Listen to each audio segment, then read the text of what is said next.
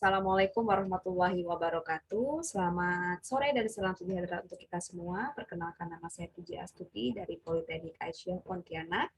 Kali ini saya akan memberikan sedikit penjelasan mengenai strategi yang saya lakukan dalam pembelajaran dan memotivasi belajar mahasiswa. Jadi semoga apa yang saya sampaikan kali ini dapat bermanfaat dan juga dapat hal-hal yang memang bermanfaat bisa diambil oleh teman-teman sekalian dan dapat digunakan untuk materi pembelajaran teman-teman sekalian juga. Nah, jadi video ini saya buat berdasarkan apa yang sudah saya lakukan dan juga saya hubungkan dengan materi yang sudah disampaikan oleh Pak Syihabuddin, baik itu materi dalam pekerti maupun materi yang beliau sampaikan dalam video YouTube-nya. Jadi dalam video YouTube beliau menyampaikan tentang bagaimana cara membuat buku ajar, yang mana menurut saya buku ajar tersebut memang merupakan salah satu strategi pembelajaran yang sangat efektif yang bisa kita lakukan sebagai tenaga pendidik untuk memudahkan mahasiswa kita dalam memahami suatu pembelajaran. Nah, jadi dari materi yang sudah disampaikan oleh Pak Syihabuddin, memang banyak aspek yang harus kita kejar dalam rangka memberikan materi pengajaran yang tepat bagi mahasiswa kita. Dan aspek-aspek tersebut insya Allah sudah saya masukkan di dalam modul perkuliahan ini. Jadi kebetulan saya di sini mengajar di Prodi D4 Teknologi Laboratorium Medik dan mengampu mata kuliah imunoserologi. Jadi di sini saya akan sedikit menjelaskan tentang strategi yang saya lakukan dalam melakukan pengajaran imunoserologi.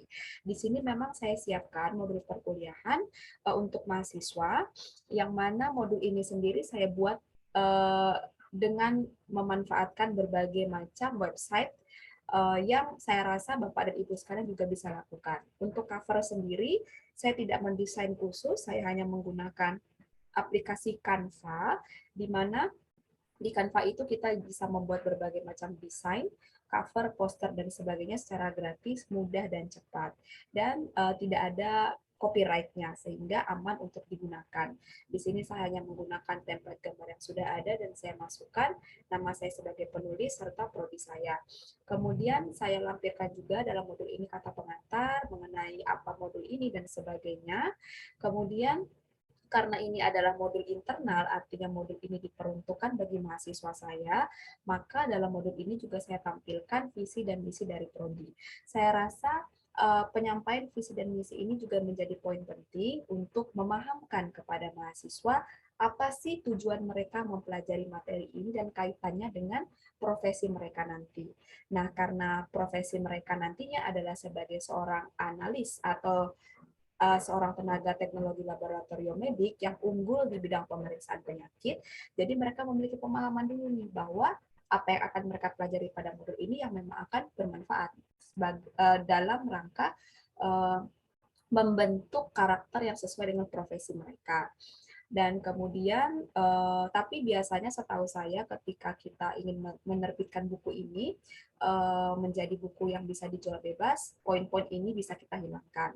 Kemudian deskripsi modul, nah ini menurut saya juga penting karena tanpa pemahaman yang komprehensif mengenai suatu materi perkuliahan, kadangkala mahasiswa itu kurang termotivasi untuk belajar. Jadi biasanya di awal perkuliahan, deskripsi modul ini bisa mereka baca sendiri di modul masing-masing, tetapi biasanya di awal perkuliahan ketika saya menjelaskan menggunakan PowerPoint, akan saya jelaskan apa tujuan perkuliahan hari itu dan bagaimana aplikasinya nanti ketika mereka bekerja, sehingga mereka memiliki motivasi dan memahami bahwa mereka duduk hari ini di kelas karena ingin memiliki pemahaman yang baik tentang imunologi seperti itu, dan imunologi ini nanti akan berguna di bidang pekerjaan yang seperti apa nanti ketika mereka bekerja. Dengan harapan ketika saya menjelaskan hal-hal tersebut menjadi motivasi mereka dan mengingatkan mereka kembali alasan mereka duduk di kelas dan belajar materi ini. Kemudian capaian pembelajaran juga akan saya jelaskan biasanya di perkuliahan, misalkan dari sekian puluh slide yang kita buat, dari sekian lembar materi ajar yang sudah kita siapkan, poin-poin mana saja yang harus mereka kuasai, dan poin-poin mana saja yang mereka harus hafalkan poin-poin mana saja yang bisa mereka cukup tahu saja seperti itu. Jadi memang menurut saya cara seperti itu membuat mereka jadi lebih paham nih kira-kira poin mana saja mereka harus pay attention gitu ketika di kelas. Kemudian saya juga sampaikan indikator pembelajaran. Ini indikator pembelajaran biasanya kita sampaikan di awal semester, dan di sini saya jelaskan juga tentang karakteristik mahasiswanya dan juga RPS. Nah, jadi ini biasanya saya sampaikan hanya di pertemuan pertama saja terkait dengan RPS, tugas-tugas selama 1 semester dan sebagainya, serta deadline tugas. Karena kebiasaan mahasiswa itu adalah suka menunda-nunda pekerjaan. Jadi biasanya salah satu strategi yang saya lakukan adalah semua tugas sudah saya kasih deadline di awal semester dari pertemuan pertama. Dan sudah saya setting di Google Classroom tugas-tugasnya di tanggal berapa, sehingga tidak ada alasan bagi mahasiswa tidak bisa mengerjakan, tidak punya waktu mengerjakan, dan sebagainya. Karena biasanya di awal semester itu praktikum belum dimulai, sehingga mereka bisa memiliki waktu luang untuk mengerjakan berbagai tugas-tugas yang sudah diberikan oleh dosen. Nah, kemudian ini adalah materi ajar yang saya buat untuk mahasiswa. Jadi saya rasa apa yang sudah saya buat kurang lebih mirip ya dengan apa yang dijelaskan oleh Pak Syihabuddin di dalam video pembelajarannya mengenai cara pembuatan modul pembelajaran, dan dalam modul ini saya tambahkan beberapa sentuhan pribadi saya, di mana menurut saya ada warna, baik itu warna dari gambar maupun warna dari penulisan, akan sangat membantu mahasiswa dalam memahami suatu konteks bacaan. Jadi di sini memang saya sengaja memberikan, sebenarnya sebagai contoh ini nggak penting ya saya tampilkan foto si Edward Jenner gitu, tetapi adanya visualisasi warna saya harapkan bisa menjadi mengurangi kejenuhan mereka ketika membaca suatu teks yang panjang. Dan di sini juga saya buat modulnya itu berwarna dan meng-highlight berbagai macam kata kunci. Seperti di sini sistem imun. Ini adalah kata kunci yang saya harapkan mereka bisa pahami. Nah, apa pengertiannya saya kasih highlight di sini. Jadi teksnya itu tidak monoton, warnanya hitam semua dengan ukuran yang sama semua, tetapi saya buat sedemikian rupa sehingga mereka bisa dengan mudah menemukan kata kunci yang saya maksud. Demikian juga dalam modul ini saya tampilkan berbagai macam gambar yang saya peroleh dari berbagai sumber, baik itu dari jurnal maupun dari buku, dan nanti gambar-gambar ini akan saya jelaskan di kelas. Jadi modul ini adalah modul yang akan mereka pelajari biasanya sebelum masuk kelas, baru ketika di kelas saya akan jabarkan berbagai macam mekanisme yang ingin saya highlight dari modul nomor 1 ini. Dan di kelas itu juga biasanya akan kita bahas bagian-bagian mana saja dari modul yang mereka tidak paham, sehingga dari 100 menit waktu perkuliahan yang tersedia, biasanya saya hanya membutuhkan sekitar 40 sampai 50 menit penjelasan materi dalam bentuk PowerPoint karena mereka sudah membaca modul. Nah, kemudian sisa waktunya biasanya saya gunakan untuk berdiskusi mengenai modul ini, terutama menjelaskan berbagai macam gambar-gambar seperti ini. Sebenarnya mereka bisa pahami dari konteks teksnya saja, tetapi kadang beberapa mahasiswa masih kesulitan sehingga sisa waktu, misalkan 50 menit saya memberikan penjelasan slide, sisa waktunya itu biasanya kami manfaatkan untuk berdiskusi tentang materi, tentang di luar materi, tetapi masih terkait dengan imunologi, misalkan mereka menemukan kasus apa di masyarakat, dan nanti kita kaitkan dengan materi, serta yang utama adalah kita lakukan evaluasi pemahaman pembelajaran. Jadi biasanya untuk memotivasi mahasiswa, dan saya rasa ini adalah salah satu cara yang lumayan efektif, adalah dengan memberikan penawaran. Saya selalu tawarkan kepada mereka, mau kuis di awal sebelum mulai perkuliahan atau kuis di akhir. Ketika kuis dilakukan di awal, maka materi yang akan dikuiskan adalah materi pada pekan sebelumnya. Artinya mereka harus belajar dulu sebelum masuk kelas, materi sebelumnya. Atau kuis di akhir pembelajaran. Artinya mereka hanya perlu duduk dan konsentrasi selama perkuliahan, dan mereka mengerjakan kuis pasca apa yang mereka dengar. Jadi durasi jedanya hanya beberapa menit. Dan mereka rata-rata memilih untuk kuis setelah perkuliahan karena mereka masih fresh, baru mendengar pemaparan dari dosen. Nah, biasanya kuis yang saya berikan itu akan sangat tergantung pada materi ajar. Semisal materi ajarnya menuntut pemahaman yang sangat detail dari mahasiswa, maka kuis akan saya berikan dalam bentuk esai 3-4 soal dan itu dibahas bersama di kelas. Mahasiswa mengutarakan jawabannya dan mereka akan saling mengoreksi satu sama lain sehingga mereka terbiasa untuk berdiskusi di kelas. Dan memang metode ini membutuhkan waktu 10-20 menit. Dan untuk dosen, saya rasa dengan berdiskusi di kelas seperti ini akan memudahkan dosen tidak perlu mengoreksi manual hasil pekerjaan mahasiswa dan tinggal meminta penanggung jawab kuliahnya untuk mengumpulkan nilai dari yang sudah dicek sama teman-teman di kelas seperti itu. Atau pada modul ini biasanya saya sudah menyiapkan kuis dalam bentuk digital menggunakan aplikasi Quizizz. Jadi dalam modul biasanya tidak saya share bagian kuis tertulis seperti ini, tetapi saya akan share kuisnya dalam bentuk link. Jadi untuk strategi pembelajaran yang saya lakukan akan kembali menyesuaikan dengan CPL-nya dulu, apa yang kita targetkan dari materi tersebut.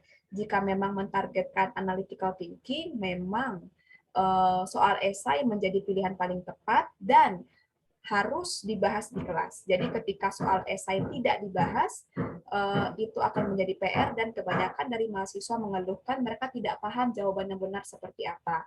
Sehingga menurut saya membahas di kelas itu juga menjadi salah satu metode belajar yang sangat efektif yang membuat mahasiswa juga tidak bosan di kelas. Nah, setelah ini akan saya tunjukkan model kuis yang saya buat secara digital. Nah, jadi salah satu strategi yang menurut saya cukup efektif untuk meningkatkan motivasi belajar mahasiswa dan membuat mereka tidak terlalu jenuh dengan materi yang kita sampaikan adalah dengan menyiapkan kuis dengan menggunakan berbagai macam aplikasi yang ada saat ini. Salah satunya adalah Quizizz. Kenapa saya memilih Quizizz? Karena dia tampilannya sangat mirip seperti game, berbeda dengan apa satunya lagi yang saya lupa. Ada yang satunya lagi dia lebih plain, kalau ini lebih berwarna. Dan dalam kuis ini biasanya saya kasih deadline, misalkan mereka mengerjakan paling lambat dikumpulkan jam 8 malam, dan itu bisa kita cek sendiri. Kita bisa cek di akun kita, nanti saya bisa batasi, misalkan untuk tahap pertama ketika mereka belum familiar dengan kuis, biasanya akan saya batasi maksimal mereka bisa mengulang 3 kali. Dengan batasan dari, misalkan pada kuis ini saya punya 25 soal, mereka harus benar menjawab 20 soal. Kalau tidak benar 20 soal, mereka harus mengulang dan batas pengulangan dibatasi hanya 3 kali saja. Jadi di sini ada upaya yang harus dilakukan oleh mahasiswa. Atau metode lainnya adalah yang saya lakukan adalah dengan cara mereka mengerjakan kuis bersama-sama di kelas tanpa ada pengulangan dan ketika ada yang remedi, maka dia akan mendapatkan tugas tambahan dan yang menang akan mendapatkan hadiah, biasanya berupa makanan seperti itu. Nah, ini akan saya kasih contoh seperti apa model kuisnya. Jadi, model kuisnya sangat menarik dan mereka bisa akses dari handphone. Nah, dan ada musik ya, musik seperti ini, tapi coba saya silent.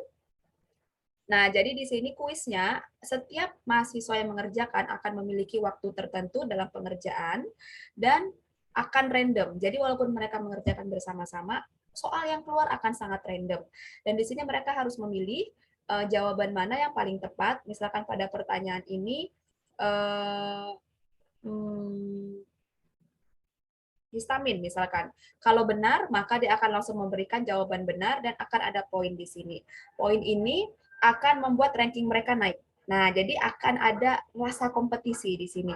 Semakin cepat mereka menjawab, poin yang mereka dapatkan semakin besar, dan semakin lambat mereka menjawab, poinnya akan semakin kecil. Jadi waktu juga mempengaruhi, meskipun belum mencapai waktu maksimal. Nah, kemudian misalkan jawabannya salah. Nah, akan ada jawaban yang benar. Kenapa saya berikan jawaban yang benar?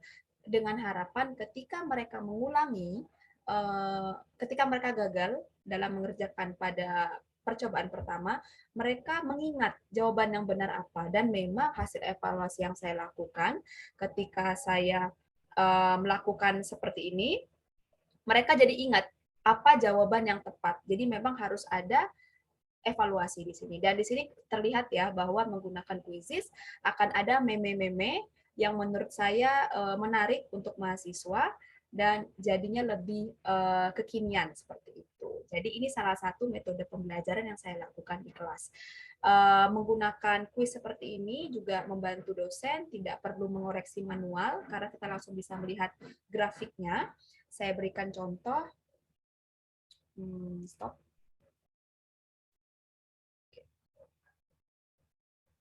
Ya. Contohnya adalah seperti ini. Jadi kita bisa lihat report. Nah, jadi Bapak dan Ibu sekalian ketika melakukan kuis seperti ini, misalkan pada materi ini, imunoserologi yang keempat, saya bisa lihat berapa persen capaian mahasiswa. Ternyata 71% berhasil mengerjakan soal ini, berapa yang berpartisipasi, dan saya bisa lihat yang ranking 1 betul semua, dia 3 kali mengulang, seperti itu. Ya ranking 2 berapa, dan berapa banyak yang salah, dan di soal mana saja mereka sering salah. Ini bisa kelihatan, seperti itu. Nah, jadi menurut saya ini cukup baik untuk dievaluasi, untuk digunakan oleh dosen sebagai salah satu strategi pembelajaran. Dan jika ingin mengambil beberapa soal yang sudah dibuat di sini sebagai soal UTS dengan berdasarkan pada akurasi mahasiswa, seperti ini kita bisa lihat berapa persen mereka menjawab benar dan salah. Sudah ada statistiknya. Saya rasa ini sangat potensial untuk digunakan oleh Bapak dan Ibu sekalian untuk meningkatkan kreativitas belajar mahasiswa dan motivasi mereka dalam proses pembelajaran sehari-hari. Mungkin demikian video yang bisa saya share hari ini mengenai materi strategi pembelajaran dan motivasi. Semoga bermanfaat. Assalamualaikum warahmatullahi wabarakatuh.